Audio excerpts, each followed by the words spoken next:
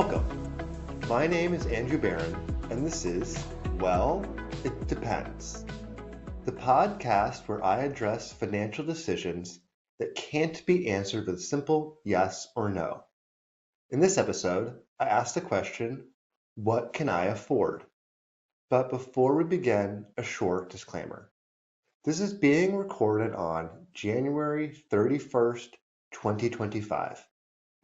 The contents of this podcast are strictly for informational purposes only, and nothing said should be taken as investment, tax, or legal advice. It is important to consult with a professional before making any financial decisions, as the strategies discussed may not be suitable for you specifically. Getting into it, what can I afford? Well, it depends. What does affordable even mean? Most people think affordability is just about whether you have the cash or can make the monthly payments, but it's more than that. True affordability takes into account your income, your fixed expenses, your savings goals, your financial stability, and most importantly, your priorities. Think about it this way. Two people making the exact same salary can still have vastly different definitions of what's affordable. One might have no debt and a solid emergency fund, while the other is juggling student loans, credit card payments, and is in an unstable job situation. Same income, totally different affordability. Now let's discuss the trade-offs of buying big. Let's say you're eyeing a big purchase, such as a house, a car, or perhaps even a luxury vacation. What's the trade-off? More spending today means less flexibility tomorrow. A bigger mortgage means fewer spontaneous trips and nights dining out.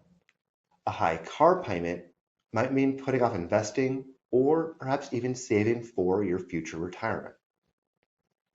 What about the risk versus reward?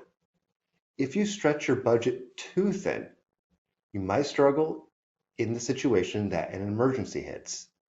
On the flip side, sometimes spending more is a smart move, like spending a little bit more in a reliable car that avoids costly repairs. What about your future self?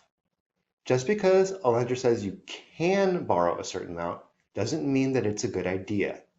Lenders don't factor in your retirement goals, future job changes, or how much you enjoy a stress-free financial life.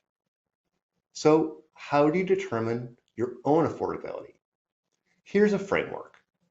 Check your cash flow. How much money comes in and how much money goes out. If you're barely saving anything at the end of the month, you're already stretched. Then, know your priorities. Are you focused on tasks such as homeownership, traveling, retiring early? Your budget should reflect these goals. Stress test your budget. What happens if you were to lose your job, take a small pay cut, or an unexpected cost that pop up?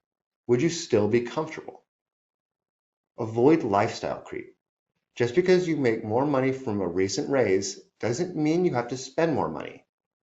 Think about smart affordability, since it isn't about what you could buy, it's what helps you live your life to the fullest.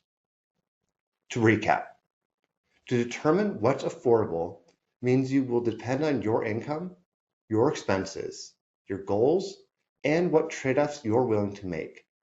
The key isn't just about making the numbers work, but ensuring that your spending choices align with the life you want. So, to answer the question, what can I afford? Well, it depends.